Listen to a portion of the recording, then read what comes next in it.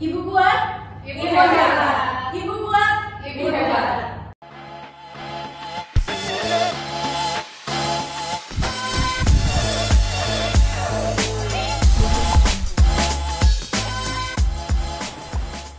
Tadi betul kata Teh Laras bahwa pendidikan di kita, ini yang pernah saya tulis di jurnal ketika saya kuliah, bahwa pendidikan kita tidak mengarahkan seseorang untuk pintar memainkan peran.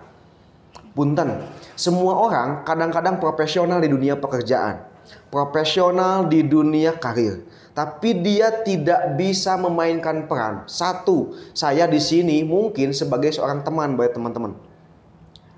Kadangkala nggak bisa memposisikan diri sebagai teman. Yang kedua, nggak bisa memposisikan diri sebagai tetangga. Gimana sih jadi tetangga tuh? Yang kedua, kadangkala kan kita di rumah berposisi sebagai kakak. Beda posisi kita sebagai kakak dengan beda posisi kita sebagai adik. Adik kakak juga kumaha, kakak adik juga kumaha. Itu gak pernah diajarkan di dunia pendidikan. Begitupun ketika jadi ibu. Begitupun ketika jadi istri. Pendidikan kita tidak pernah diajarkan bagaimana seorang wanita didesain untuk kemudian hari jadi calon ibu, jadi calon istri. Sehingga kemudian saya sering katakan, nanti teteh-teteh kalau punya anak laki-laki, mukodimah mencari anak yang hebat itu adalah mencari dari rahim siapa anak itu dilahirkan. Jadi saya sering katakan ke teman-teman laki-laki, begitupun ke teteh-teteh kalau nanti punya anak ini udah nikah semuanya ya, punya anak laki-laki atau perempuan, jangan cari laki-laki, jangan cari suami, tapi cari calon ayah dari anak kita gitu. Nah kalau menikah ini anak kita ya, anak salah bukan salahnya sebenarnya, saya kejeng lah. Jadi anak kita mau ke sana, jadi saya banyak istrinya kan bahaya. Tapi ketangki tuh teh kami ya, istri itu berapa? 3 istri. Kalau salah satu namanya Iswan. Betul kan? Betul ya? Kita jadi kadinya. Istri itu emang 3 karena satu itu adalah Iswan. Karena kata Rasulullah SAW kan siapa yang harus dihormati Teh Laras? Ibumu baru ayahmu. Itu artinya adalah seorang suami harus memiliki istri 3 kan gitu ya. Kayaknya tadi. Oh, saya kira udah nggak takut ngomong kayak gitu. Itu harus untuk ketangga ya. Nggak, saya paling bukan kampanye poligami. Saya nggak anti poligami, nggak nyuruh juga poligami. Karena Islam itu sebetulnya menyuruh monogami. Asli Islam itu menyuruh monogami. Ayat tentang poligami itu setelah ayat tentang menghargai anak yatim. Hargai dulu anak yatim baru poligami. Ketika kita tidak bisa menghargai anak yatim, maka berpoligamilah. Maka cinta Rasulullah SAW, ini saya ngomong cinta Rasulullah SAW cinta monogami sebetulnya. Cinta kepada just for your Khadijah, hanya untuk Khadijah. Sisanya cinta misi. Gak ada yang dinikahi setelah Khadijah itu yang mohon maaf perawan. Semuanya janda tua. Terus kemudian orang-orang yang di luar Islam. Kecuali Aisyah kali ya. Kecuali Aisyah yang masih anak kecil yang 9 tahun. Itu pun serumah dengan Rasulullah SAW setelah umur 15 tahun. 8 tahun nikah diantep gitu. Kemudian 15 tahun diajak ke rumah Rasulullah SAW. Nah, balik lagi teman-teman supaya beloknya nggak terlalu jauh, Teh Laras ya. Karena poligami itu. Saya ngomong tentang pendidikan kita tidak memposisikan kita sebagai calon ibu, calon istri, bahkan tidak mendesain kita untuk menjadi seorang kakak, seorang adik, seorang nenek, bahkan gak tahu peran. Ada di kampung itu, dia pandai, dia pintar jadi ibu. Saking pintarnya jadi ibu, ketika dia punya cucu, dia gak bisa memainkan peran sebagai seorang nenek. Turut ikut campur ke kehidupan rumah tangga anaknya. Padahal ada batas gitu teh. Ada batas intervensi yang kemudian menyebabkan loba napas saya di rumah tangga eta indungna ta. Loba ikut campur tanya kan rasa mertua, kan lidah mertua itu lebih bahaya apa gitu ya. Jadi teteh-teteh kalau gak mau punya mertua nanti nikahnya dengan yatim piatu aja supaya gak punya mertua, supaya simpel kan gitu ya. Nanti salah dah bongan saha teteh-teteh oh seneng mertua saya udah teh wayahna. Dan memang suami teteh bukan yatim piatu. Coba lamun baheula yatim piatu mau boga mitoha apa gitu ya. Mau gaduh mertua. Nah, teman-teman sekalian, balik lagi ke tadi. Saya ingin mengawali dulu sebelum menjadi ibu ada 2 fase yang harus kita lewati. 1, fase menjadi diri sendiri. Fase menjadi diri sendiri. Sebelum menjadi ibu, nanti fase menjadi diri sendiri, fase menjadi istri, kemudian menjadi ibu. Karena mohon maaf, kegagalan seorang jadi ibu itu ketika dia tidak mampu memimpin diri sendiri. Mohon maaf, karena kita dididik sejak kecil, itu lagunya satu-satu aku sayang ibu, dua-dua juga sayang ayah. Padahal yang harus diajarkan adalah kebermaknaan hidup. Satu-satu itu bukan aku sayang ibu, tapi aku sayang aku. Betul kan? Satu-satu aku sayang aku. Kenapa banyak terjadi bunuh diri? Kenapa banyak insecure? Kenapa banyak kehidupan-kehidupan yang membandingkan kehidupan kita dengan kehidupan orang lain? Karena tidak merasa dirinya bermakna dan berharga. Maka lagunya harus dirubah. Jadi satu-satu saya aku. Karena teh banyak kegagalan logika teh Laras, teh Hami. Lagu-lagu di kita itu banyak kegagalan logika. Contoh. Yang kedua, pok ame-ame belalang kupu-kupu, siang makan nasi, kalau malam minum susu. Saya nanya, bayi itu pagi-pagi makan apa? Susu, malam susu. Kalau pagi-pagi makan nasi, siang malam-malam minum susu, siapa? Itu bukan bayi, itu ayah bayi gitu ya. Betul kan ya? Pagi-pagi makan nasi, malam-malam minum susu, itu bukan bayi. Tanya bukan bayi ya. Kalau bayi itu pagi-pagi makan susu, minum susu, malam pun minum susu. Itu kan kegagalan logika yang luar biasa kan itu ya. Lagunya lagu terus sejak kecil diajarkan si kancil si kancil anak nakal dan sebagainya. Saya selalu mengoreksi lagu-lagu sejak kecil buat kita cengeng teh gara-gara meletus balon hijau hatiku sangat kacau gitu kan.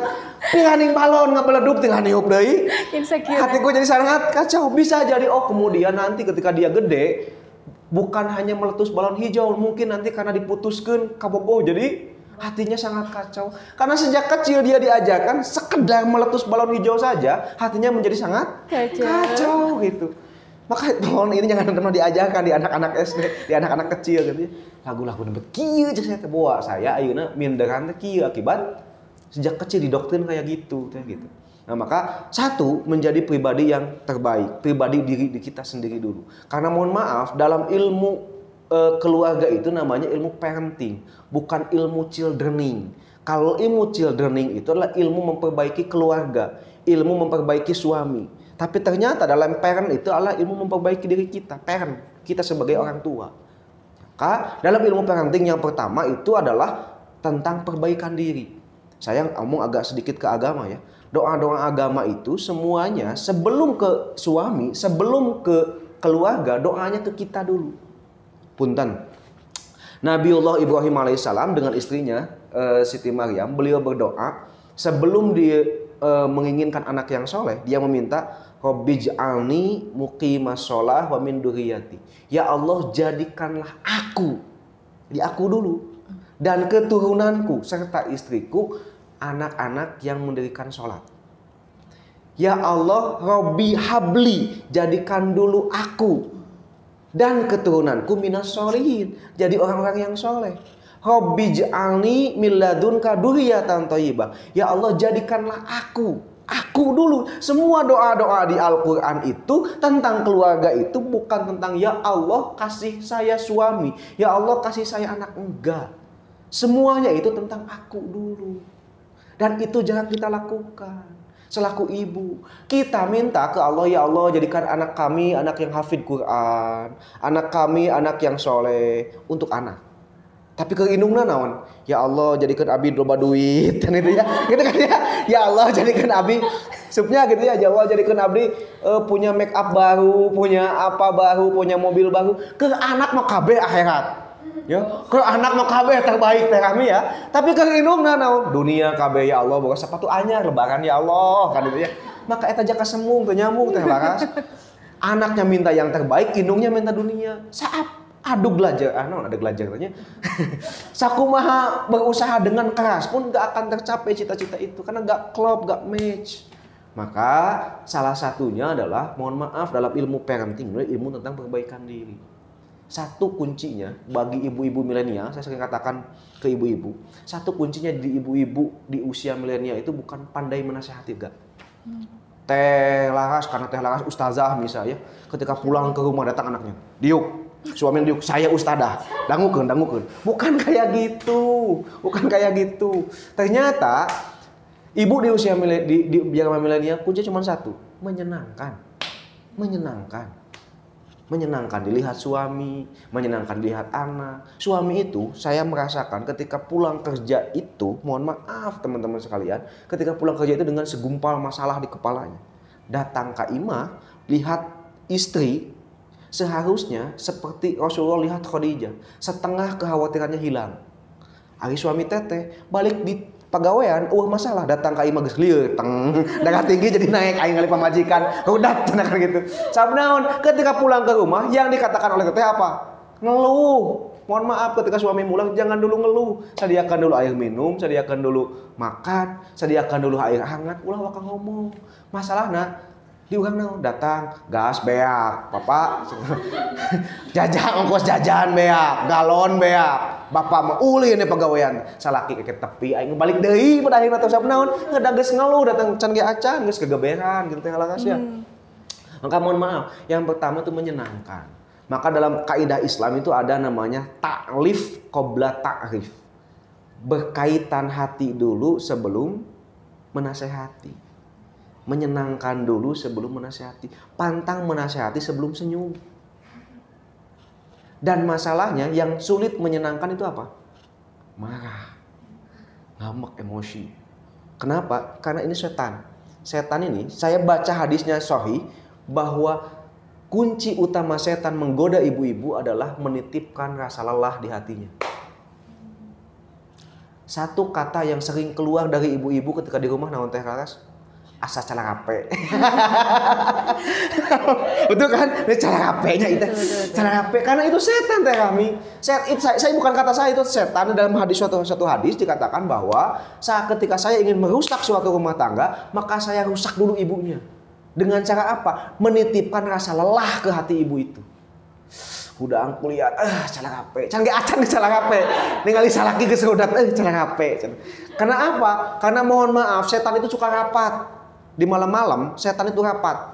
Ketika kita tidur, semua rumah tangga tidur, setan itu rapat. Raja setan nanya, madza fa'altu? Apa yang kamu lakukan hari ini? Fa'altu kadza wa kadza. Kata setan yang satu, saya melakukan seseorang supaya berzina, saya melakukan seseorang supaya maksiat, kata orang itu. Kata raja setan, labas, geus biasa eta mah gitu. Maka setan yang kedua nanya, madza fa'altu? Apa yang kamu lakukan? Setan yang kedua jawab, saya fa'atu kada wa kada. Saya mengajak orang supaya maksiat. Biasa. Maka setan yang ketiga ngomong, fa'antu, saya melakukan tazawwazul faruq wal faruq. Saya memisahkan dua orang yang sedang suami istri sehingga dia bermarah-marahan ketika tidur. Kunci utama setan, prestasi tertinggi setan di rumah tangga adalah ketika teteh baeud ke suami. Cek setan, yes. Karena apa? Karena perasaan ibu rusak, semua anggota keluarga rusak. Kenapa? Karena ibu itu otaknya jelimet. Nu boga dosa saha ama ka saha? Bener teu? Nu boga dosa mah tadi tah tukang dagang teu merean, ditawar 10.000 teu mikeun. Datang ke salaki diamekan teh. Bapak bieu mah kokos, datang budak hiji. Karena perasaan perempuan kayak gitu. Saha nu boga salah, saha nu diamekan. Karena otaknya jelimet. Teh kami mungkin tahu, otaknya jelimet. Otakna teh. Buktina mun balanya pan dikubek kabeh meuli hiji. Di bawah nama hiji we kolor yang sakolor budak tadi meuli 5 jam. Bade jeung lalaki pan gitu ya. Nah, maka itulah salah satunya adalah tentang perbaikan diri, teman-teman, perbaikan diri. Maka perbaikan diri ini jadilah ibu yang menyenangkan. Tidak jadi ibu yang mohon maaf, lawan dari menyenangkan adalah marah. Kata Islam marah. Pak Kang boleh marah? Boleh. Yang nggak boleh itu apa? Marah-marah. Amak itu boleh? Boleh. Temenang naon? Amak-amakan pan gitunya. Amak-amakan tepuguhnya. Salaki ngamak, ujug ngamak, ngali beungeut ngamak pan gitu. Dalam Islam marah itu ada 3. Satu namanya korhun. Yang kedua namanya suhtun. Yang ketiga namanya ghadab. Kalau karhun artinya kayak marahnya Teh Rahmi misal. Marah tapi masih kena bisa seri. ke anak TK, ade gak boleh kayak gitu. Itu kan marah ya, sebetulnya marah teh kami ya. Di dia nama tah. Tapi kan gak boleh kayak gitu, maka marahnya dengan ucapan bahasa yang bagus. Ade gak boleh kayak gitu. Nah, tapi mohon juga perhatikan bahasanya. Ekspresinya bagus, tapi kadangkala bahasanya jelek. Aduh, ini anak hakam jadah sekali. Kan nggak boleh kayak gitu. Kan nggak boleh kayak gitu. Jadi marah korhun, marah yang pertama tuh marah sambil senyum. Yang kedua namanya suhtun, marah sambil mendoakan. Aduh, ini anak ya Allah, meni bageuh kieu didoakeun ku mama sing jadi imam, sing jadi presiden, mah nya calon presiden tara daek sakola. Itu kan lebih enak kedengaran sama anak. Ari urang naon lamun ngambek kan nepikeun ka bapakna disebut-sebut. Siapa tuh bapak siapa cenah? Sarua jeung bapana, sarua jeung akina, sarua jeung lemuna ada urang dinya mah kabeh gitu. Cenah kan nepi ka sakampung kasebut. Kan gitu. Maka itu namanya suhtun. Yang pertama korhun, marah sambil senyum, kan lebih menyenangkan bagi anak itu. Yang kedua namanya suhtun. Suhtun itu marah sambil berdoa. Teman-teman, ada yang tahu imam besar Masjidil Haram yang ayat murotalnya sering kita dengar, namanya Imam As-Sudais. Tahukah ibu ketika beliau sedang kecil betapa nakalnya beliau? Ibunya masak gulai, aya tamu siga kieu ngariung, dipasak ku ibuna gulai disimpen. Imam As-Sudais dia pulang dari main bawa kesik pasir. Pasir itu dibawa karena wadahna diasupkan karena gulai dikelilingkeun, dan itu untuk tamu. Pertanyaan saya, jikalau ibu teman-teman yang masak dan anaknya kayak gitu, kira-kira ekspresinya kayak gimana? Langsung keluar, langsung bolotot teh biji aja soca-socana kan gitunya. Langsung keluar dengan mata-matanya.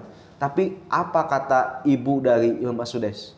Ya Allah, ieu budak didoakeun ku mama. Kaditu tuh ka Masjidil Haram sing jadi imam di tempat itu. 20 tahun kemudian anak nakal itu jadi imam di Masjidil Haram. Doa dari lisan ibunya. Maka jadi ibu yang pertama sebelum jadi seorang istri itu adalah dia yang tuntas dengan dirinya. Dia yang tuntas dengan amarahnya. Karena apa? Karena setan ngagodana di dinya teh. Abi oge gitu. Lamun ibu teteh seueur ngeluh cek setan, yes. Puncak prestasi tertinggi adalah ketika setan nitipkeun rasa lelah nu luar biasa. Dan saya merasakan capek jadi ibu teh, beda jadi bapak. Laras teh. Saya Teh Rami kerja misal ngajar. Aya istirahatna nungguan heula, ngaso heula, coba jadi ibu. Boga budak beda 2 tahun, alah nu hiji ngadat, nu hiji hayang ngopi sakapeung kudu masak ieu jeung kieu, ieu budak hiji kieu gitu. Sagala usik teh kami nya betapa lelah itu, dan saya memahami itu. Gak ada istirahatnya ke emam kieu. Kan emam ge ke Parawan mah 30 menit, tapi ke ibu-ibu mah 5 menit kudu beres. Soalnya itu udah budak itu ceurik. Kipas angin di dia kan itunya. Ngomehan mah ngomehan pisang. Capek asli. Bapakna makan sabar teh kieu ketika anak bayi malam-malam nangis, bapakna mah sabar ngok kan itunya.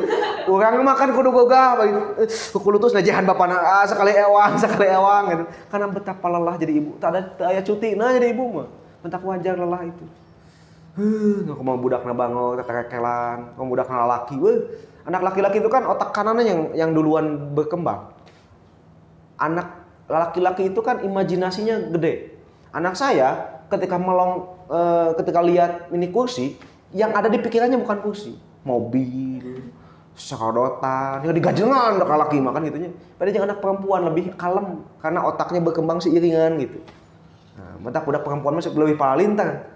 Di TK, SD, SMP, SMA, baru ketika kuliah ngelempem kan gitu ya.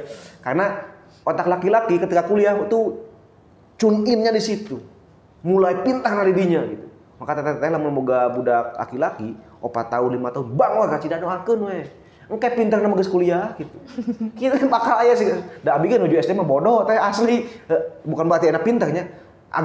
Agak tepati bodoh teuing lah ieu mah gitu. Da dulu mah bodoh asli. Gitu. Maka teman-teman balik lagi ke tadi, yang kedua adalah Suhtun itu adalah marah sambil menuakan. Yang tidak boleh itu yang ketiga, namanya ghadab. Ghadab itu marah sambil mengumpat, marah sambil sambil nyewit, marah sambil bolotot, marah sambil menasehati anak di depan umum. Itu gak boleh. Teh kami ya, gak boleh. Kamu nemka dibejakeun ka guru nama. Ibu tah ieu budak tah. Ieu budak bodoh, ieu budak ieu tah. Tah ieu budak. Saya sering karena saya dulu pernah ngajar di SMP teh. Enak terus teu di usahawan hudet ngeuli ibu-ibu. Datang ke sekolah nyarekan budak. Nah, saya merasakan itu posisi saya ketika sedang SMP da bangor sarua kitu nya. Ceuk indungna teh. Bapak, ieu tah budak tah. Bangor na kacida. Eta dihakeun babaturan anu lain seperti cici oke. Dibandingkeun abi mah cenah. Baheula geus segede kieu, uluh pintar ceuk indungna teh. Budakna kebenaran pintar. Mamah indung batu mah geus maot, ai mamah abi hirup keneh cenah. Da indung da budakna pintar dibanding enggak boleh dibanding gitu. Enggak boleh dibandingkan dengan temennya yang lain. Maka enggak boleh kayak gitu. Enggak boleh tong diamekan di depan umum, bahaya. Mental, kena mental coba kayak namanya ya. Kena mental nah gitu ya. Maka itu marah. Itu tentang poin pertama, tentang menjadi diri sendiri. Satu-satu aku sayang aku. Sebelum nanti kita menjadi seorang istri. Maka yang kedua saya singkat saja ya. Yang kedua sudah jam 10 ya. Yang kedua itu menjadi seorang istri sebelum jadi ibu. Karena mohon maaf lahirnya anak hebat itu berawal dari komunikasi, harmonisasi pasangan. Di imahna dordar wae perang badar wae nya budak jadi ahli perang atuh ka sekolahna teh uing budak silih timbul tadi imah ngalindung bapana atuh dordaran gitu nya silih carekan ditemalan di bapana mah kan gitu ya. Maka saya sering katakan bahwa ketika istri ngambek tong di ladangan. Saya itu ketika istri misal ngambek saya mah jempe we. Kenapa? Karena saya dapat pahala gratis tanpa ngeluarkan biaya. Coba lamun ke harmonis. Saya harus dapat pahala dengan belanja. Lamun ke ngambek mah cukup diem ya, cukup cicing begitu. Itu saya dapat pahala gratis telaras.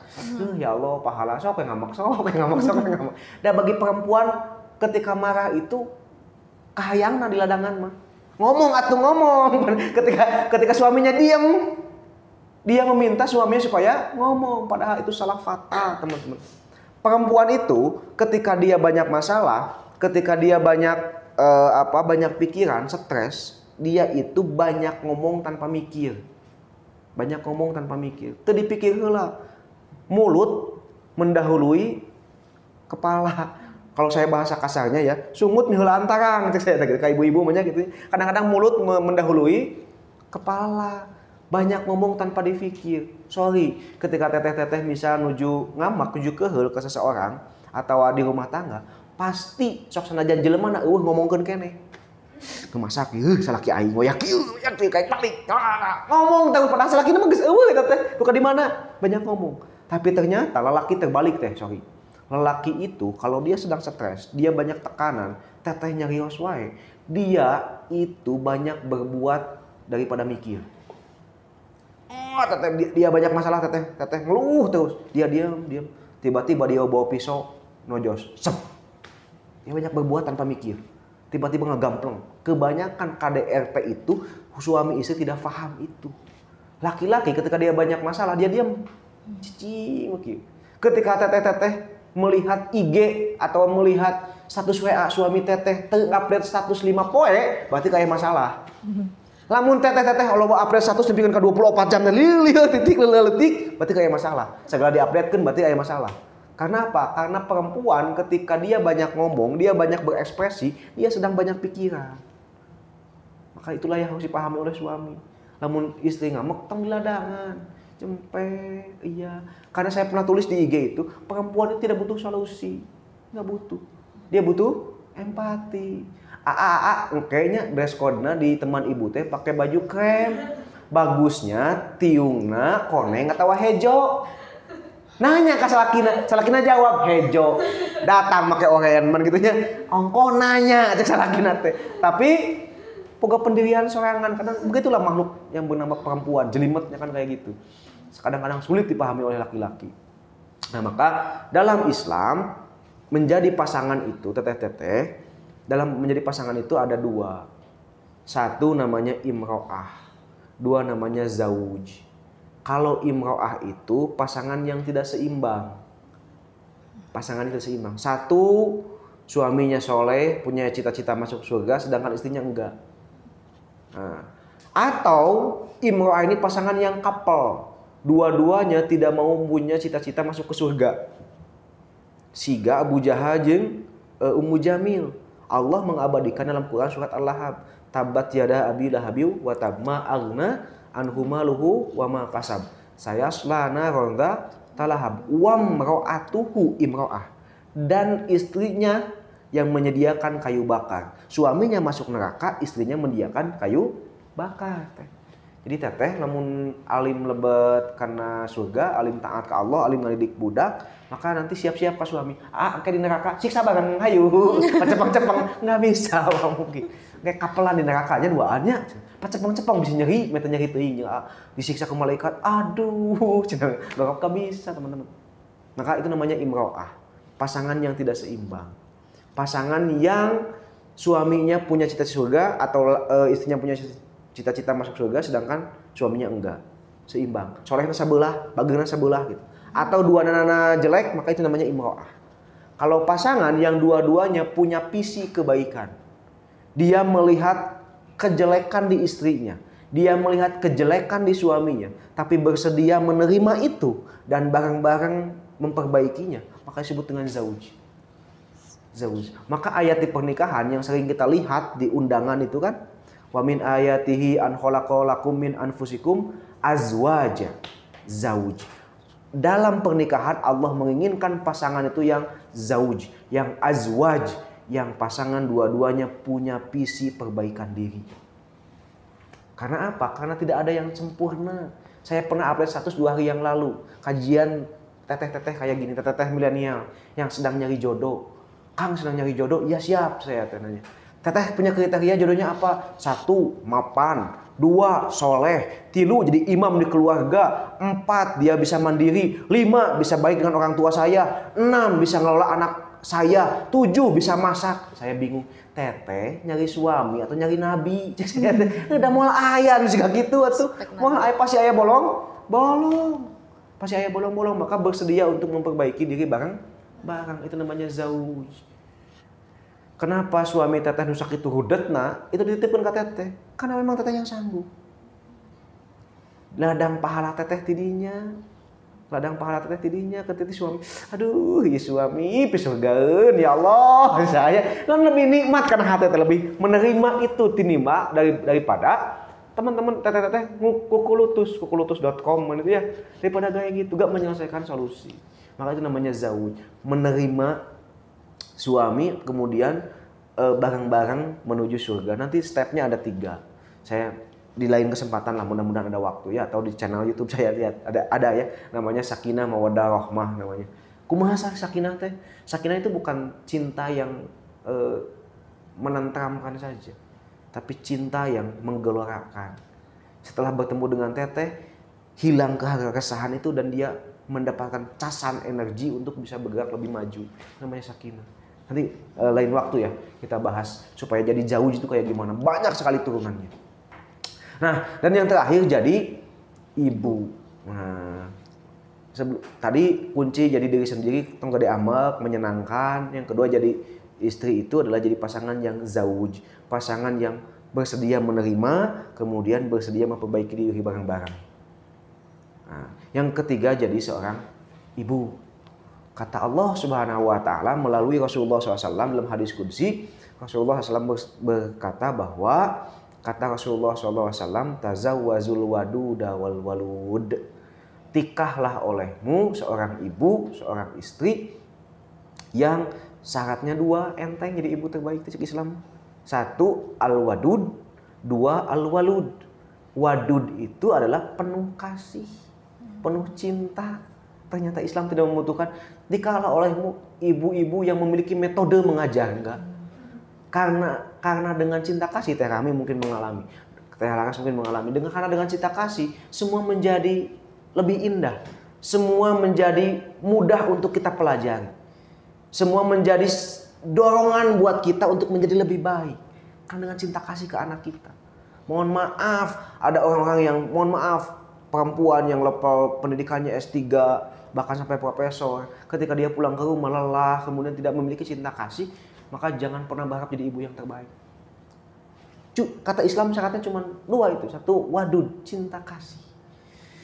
Aduh, nu gede, nu hatena luas, nu bebagian amek, tadi anu mudah mendoakan, nu mudah menjaga lisan, itu wadud namanya. Nanti turunannya wadud itu menjaga lisan. Satu keajaiban yang Allah titipkan kepada seorang ibu sebelum dia menikah dan Allah tidak kasihkan itu sebelum dia menikah adalah lisan. Dulu ketika teteh lagi perawan mah lisannya biasa-biasa aja. Terjadi doa, tapi ketika teteh punya suami kemudian nikah, maka lisan itu menjadi lisan yang mustajab. Lisan yang mudah diaminkan doanya oleh malaikat. Mohon maaf, ketika lihat anak kecil umur 5 tahun lompatan, kade gebis, sebetulnya mau labuh budak teh. Karena cek indung nak kade gebis gedebut, kadangnya ke malaikat diaminkan gedebut teh labuh, kan itu ya. Jawaban ibu-ibu kata-kata naon? Nu kahiji kuat, itu kan? Gedebut. Jawabannya naon? Kuat. Terus puguh nyeri, kuat, kan gitunya. Maka jangan salahkan 50 tahun kemudian ketika teteh-teteh ini gitu, darah tinggi misalnya, datang budakna, "Mamah kunaon?"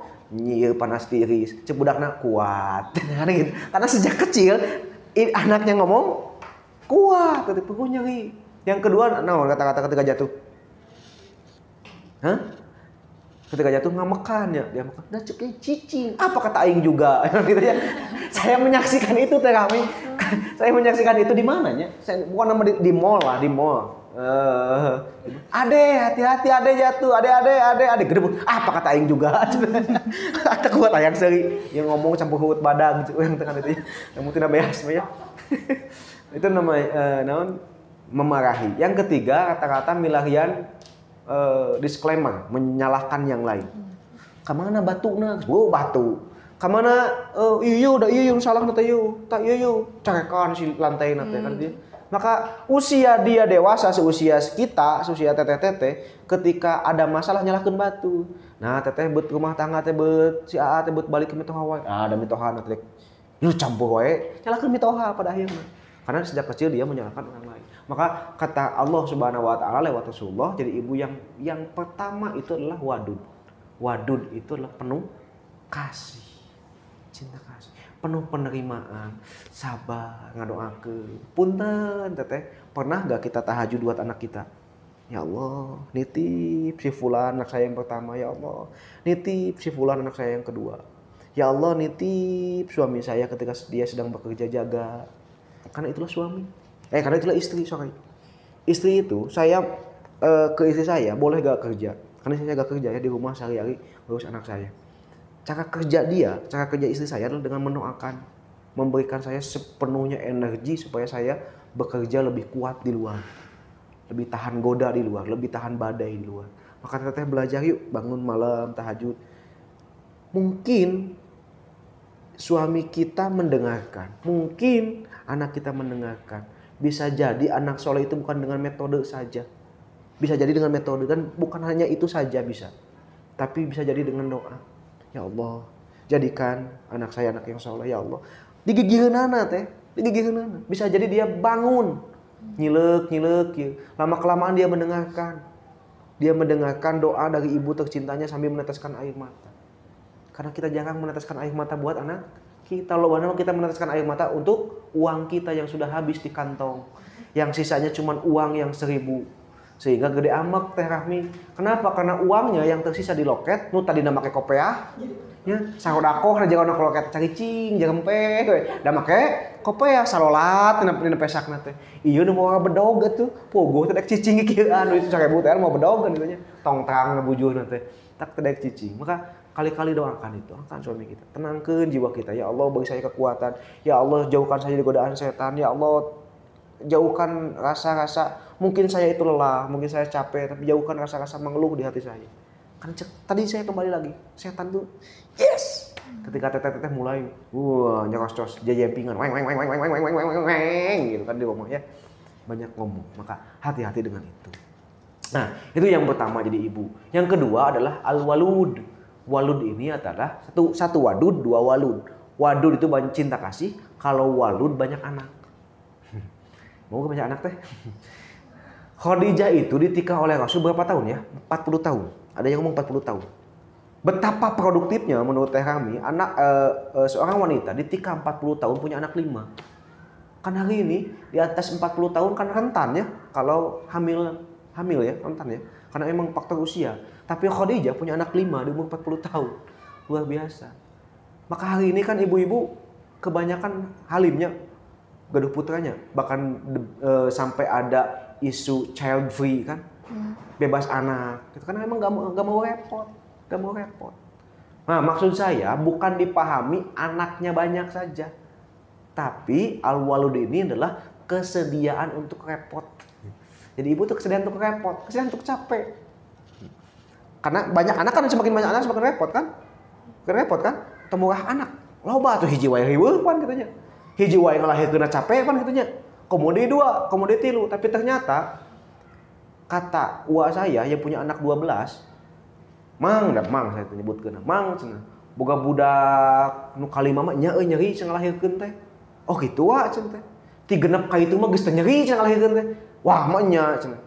Nya kan asli bagi nguliat ieu cenah. Ini teh langsung si budak teh ngagolosor.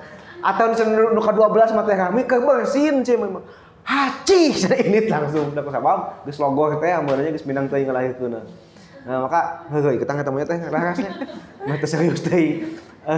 Itu walud itu kesediaan untuk repot. Kenapa anak candu gadget? Kenapa anak suka pegang HP? Karena kita gak mau repot. Hoyam capek, hayang update IG lah yuk, pakai HP. Ya pegang HP anaknya itu. Ibuna megang HP gak mau repot. Kenapa anak update ke pembantu? Karena kita gak mau repot.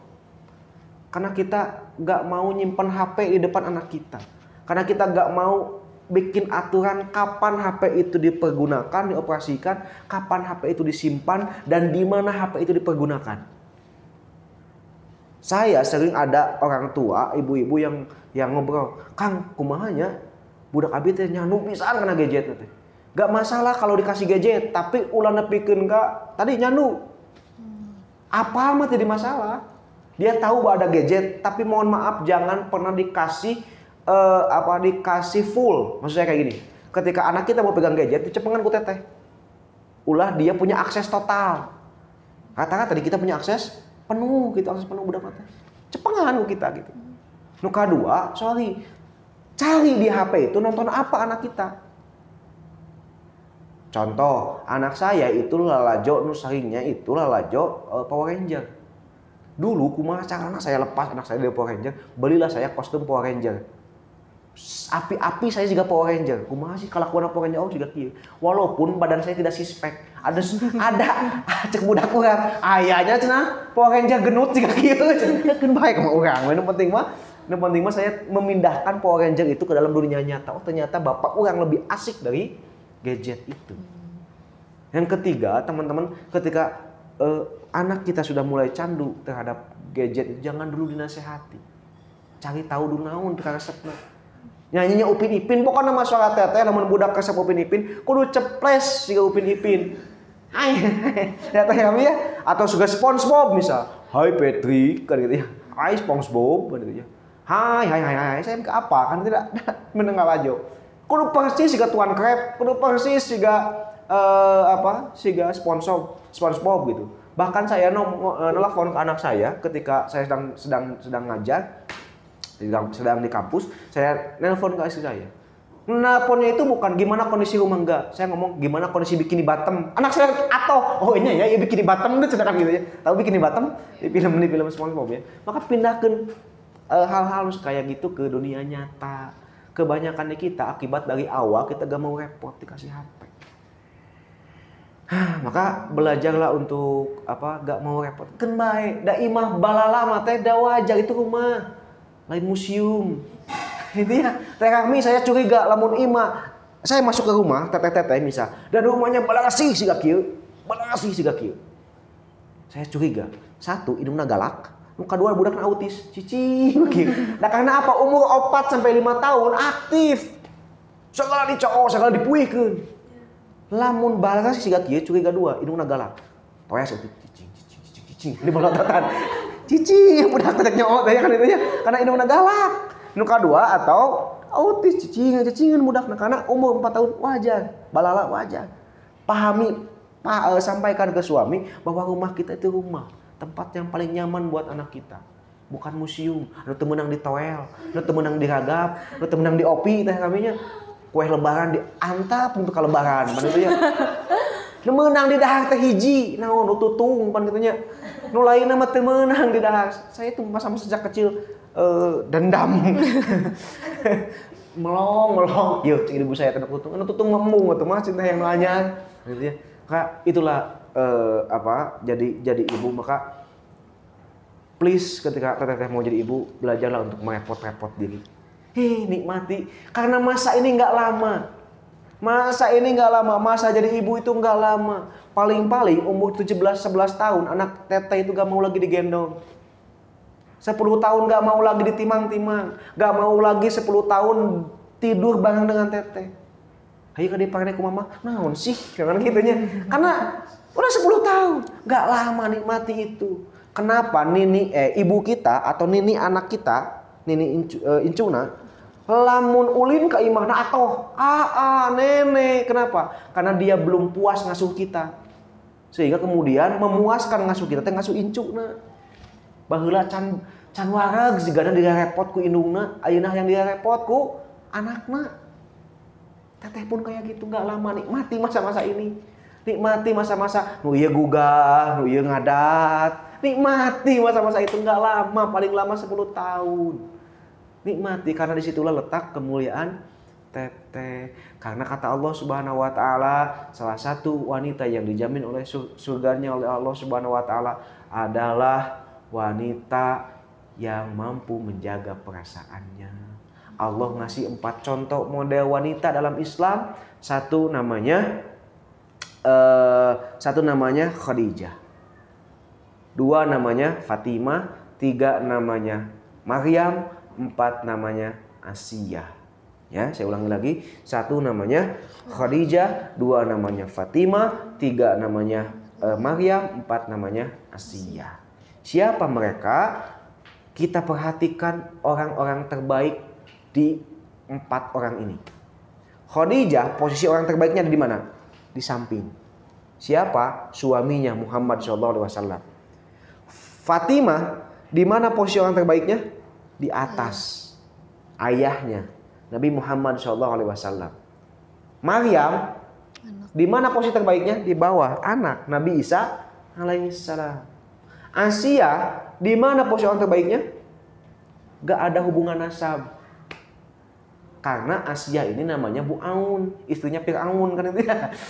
Istrinya Fir'aun. Orang terbaiknya Nabi Musa alaihissalam. Gak ada hubungan nasab. Pilihannya teteh, 1 kalau teteh mau jadi wanita masuk surga, 1 kayak Khadijah, hebatkan suami kita. Ketika nikah, suami ngomong qabil tu nikah, kata teteh mau dihebatkan seperti Khadijah menghebatkan Rasulullah kah? Wah, hanya kayak gitu. Lain ieu mah ketika kawin jadi melempem potensina teh. Kayak perang suami teh rek usaha balik kita rame kan itu ya. Dacek salaki, dacek pemajikanana atau minimal kieu kan wanita teh bahasa kodenya. Wanita mah can pernah nanyakeun enggak pernah. Wanita itu pasti bahasa kode. Di mana? Eta teh geus ditah balik. Eta geus ditah balik. Saya paham sekali bahasa kode istri saya kan itu. Di mana kene? Oh balik gitu. Balik langsung tadi dijawab di tempat kan gitu ya. Maka itu Khadijah. Yang kedua Fatimah, hebatkan ayah. Lamun teu bisa hebatkan ayah, jadilah Maryam nih hebatkan anak kita. Maryam menghebatkan Nabi Isa. Lamun teu bisa kayak gitu, maka hebatkan Asiyah. Maka jadilah seperti Asiyah, menghebatkan orang lain. Mukalah sekolah hebat seperti Montessori kayak Teh Rahmi, hebatkan orang lain lewat sekolah ini. Itulah Asiyah. Asiyah istrinya Fir'aun, karena dari sisi nasab gak ada yang bisa diandalkan. Asiyah itu ya bisa. Karena waktu itu belum ada Islam. Saya kira udah 1,5 jam saya ngomong gak kerasa. Jam setengah jam berapa ya? Saya kira cukup aja dulu sekian. Kalau ada diobrolkan kita diskusikan. Kalau tidak ada ya nggak apa-apa. Saya serahkan lagi ke moderator. Baik, terima kasih. Boleh berikan tepuk tangan yang meriah dulu dong. Kagok pakai HP. Terima kasih banyak ya Kang. Siap. Dari mulai jadi diri sendiri, kemudian jadi istri dan jadi ibu. Sebenarnya menarik sekali ya, tema ibu kuat, ibu hebat ini disampaikan oleh laki-laki. Iya betul. Saya juga pernah dapat. Tadi juga saya mikir nih, boleh aku dulu ya Mi ya diskusinya ya. Maksudnya kayak nih apa nih dari posisi laki-laki, dari sisi laki-laki kira-kira mau menyampaikan apa dia tadi aku mikir kayak gitu kan. Betul. Ternyata memang ada sisi maskulinnya, maksudnya teh memang sebagai di posisi laki-laki ya, karena laki-laki pastinya belum pernah merasakan menjadi perempuan. Betul. Dan alhamdulillah Akang kan masih ada istrinya ya Kang ya. Jadi belum pernah merasakan sebagai seorang ibu, betul? Betul. Nah, pertanyaan yang sangat menarik dari diri saya sendiri. Karena saya belum menjadi ibu, saya lihat ibu saya sangat repot sekali punya anak kayak saya dan adik gitu kan. Nah, di sini ibu-ibu sudah ibu-ibu semua kan? Nah, sebagai seorang ibu nih betul tadi harus menjadi ibu kuat, harus menjadi ibu hebat, dan harus menjadi ibu yang bahagia, betul kan? Apakah setiap hari bahagia? Jawab, jujur. Ayo, setiap hari bahagia nggak sih gitu? Berusaha buat bahagia. Nah, pasti kan semua orang nih, semua perempuan ya, berusaha buat bahagia, apalagi yang sudah punya pasangan, yaitu married ya, udah punya suami kayak gitu. Di sisi lain dia harus kuat gitu kan, kayak oke, aku tahu semua masalah tuh ada di depan, tapi pretend to be kayak don't know everything gitu loh, kayak oke, aku bisa kayak gitu-gitu kan. Terus tadi tidak boleh mengeluh, bener gak sih tadi ada ya? Tidak boleh mengeluh. Terus di sisi lain seorang ibu tuh harus kuat, harus bisa tersenyum di depan semua orang, khususnya di depan suami dan di depan anaknya. Kapan sih waktu ngeluhnya gitu? Pasti kan mungkin ya, aku nggak tahu nih. Pernah gak sih melihat seorang istrinya gitu menangis sendiri kayak gitu? Terus kayak dari sandang pangan papannya apakah sudah terpenuhi gitu ya? Karena kan di sisi lain memang bahagia teh kayak tadi belanja ya, mungkin itu adalah pelariannya kali ya, kayak belanja kayak bingung gitu kan, cuman oh iya oke, aku cuma bisa belanja doang. Terus di depan yang lain harus senyum lagi kayak gitu. Apakah semua pria ya, khususnya Akang aja lah ya, apakah Akang memahami bahwa istri itu memang benar-benar lelah dan butuh sandaran gitu? Betul. Gitu. Bahwa saya tidak merasakan itu betul dan tidak pernah mengalami itu memang betul sekali. Tapi saya melihat itu dan capek teh asli. Maka saya ngasih tips kayak gini ke istri saya. Ada 3 waktu bagi seorang ibu menjaga kewarasannya. Satu adalah namanya me time. Saya ambil anak saya dua-duanya, ajak main kemana, silakan, mau main HP, mau masak mie kesukaan, mau apapun, saya kasih ruang itu setiap seminggu sekali. Boleh melakukan apa itu. Saya bawa anak saya main keluar. Itu menjaga kewarasan seorang ibu. Yang kedua ada family time. Atau sebelum family time, couple time, berdua. Kali-kali mah titipkeun kami tohan doana budak kali-kali. Kita berjalan berdua menikmati masa-masa sebelum menikah.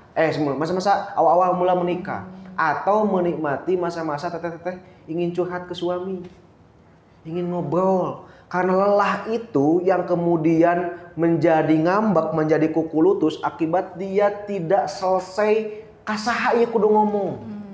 Maka bagi laki-laki jangan pernah merasa direpotkan ketika istri ngomong kayak itu kadieu gitu.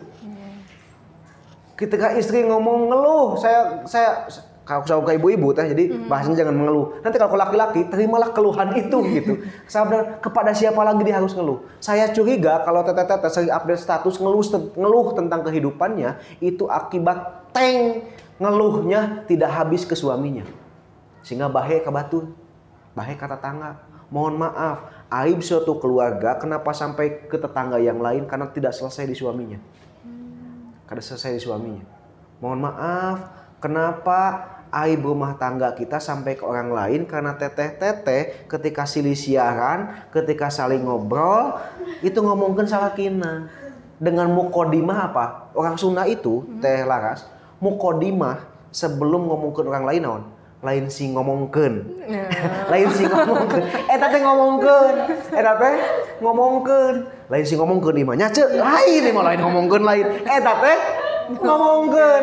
Atawa kieu mukodimah imah pieuteungeun nya, lain si ngomongkeun. Pasti teteh-teteh lamun ketemu dengan teman-teman yang lain ketika ketemu, ih imahnya lain si ngomongkeun. Gua ngomongkeun eta teh si itu apa teu nah. Ibu-ibu geus ahli gibah kayak gitu ya. Atau teu kudu kitu sedikit kicep wae geus paham pan gitu ya ibu-ibu. Oh, tinggal itu. Itu namanya couple time. Couple time itu untuk menjaga bahwa semua kehidupan lelah dirinya itu diserap oleh suami. Oh iya. Karena mudah jadi suami. Sabab naon? Sekali lagi, istri itu butuh solusi.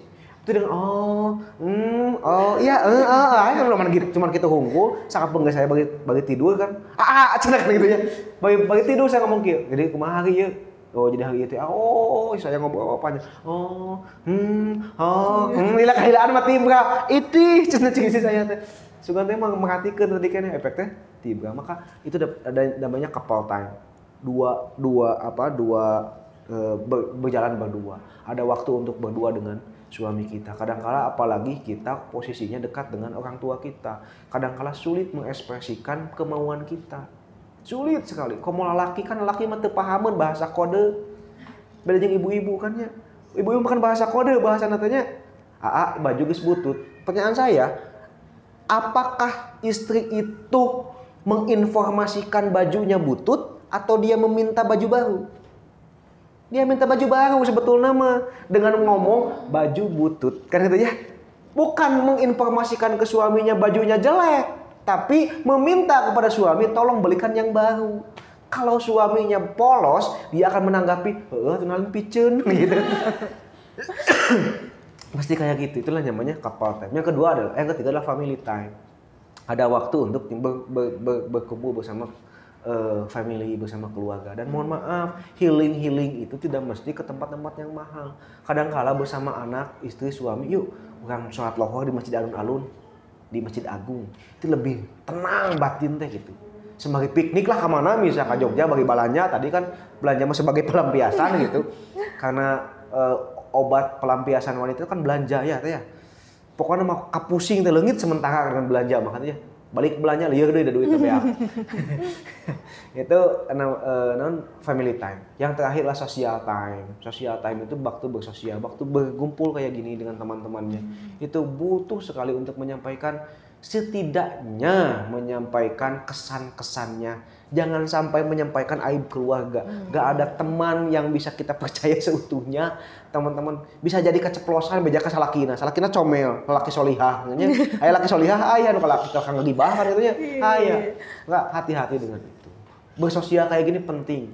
Berkumpul dengan teman-teman itu penting. Sekali-kali bukan sering ya. Karena posisi kita sebagai ibu, maka jadikan waktu-waktu itu untuk menjaga kewarasan kita, untuk menjaga tetap kita dalam situasi fresh menjadi seorang ibu. Gitu kira-kira menurut saya selaku laki-laki. Karena saya hanya mempelajari teori saja. Saya hanya belajar psikologi pendidikan, saya hanya belajar tentang psikologi perkembangan anak, nggak belajar tentang menjadi netein kayak gimana guys ya Iya, betul. Laki-laki. Nah, betul, itu dia pertanyaan pertama ya, dari aku. Nah, sekarang dari ibu-ibu nih. Silakan mumpung ada laki-laki. Mau nanya apa, mau sharing apa silakan. Kita lain sili ngomongkeun ya. Lain si ngomongkeun ya, bukan ngomongin aib atau apa, tapi sharing aja ini mah. Bisa jadi sharing sekalian aja Kang ya, misalnya sama Kang Ustadznya, sama Teh Rahmi. Ya, betul. Kalau di sana berarti tentang perawatan anaknya gimana gitu kan. Kalau di sini berarti tentang misalnya keagamaannya kayak gimana.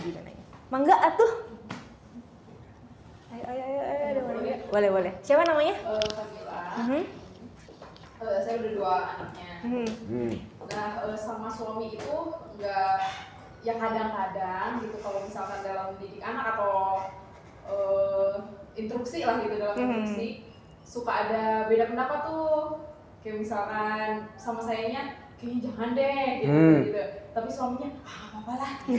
Nah suka ada beda pendapat kayak gitu. Betul. Nah kadang kan kalau sayanya lagi oke mah gitu perasaannya, jadi ya udahlah terserah suami gitu. Tapi kalau sayanya lagi emosi kan jadi malah jadi berantem nih berdua. Betul. Kalau kita nggak menyalahkan kok kita nggak kerja sama sih gitu, kok kita nggak satu suara sih gitu. Nah maksudnya kadang suami saya juga itu orangnya bukan tidak mau ya, agak kurang nyaman ketika saya nasihati gitu. Betul. Nah, gimana ya Siap. cara ngobrol sama suaminya yang enak gitu.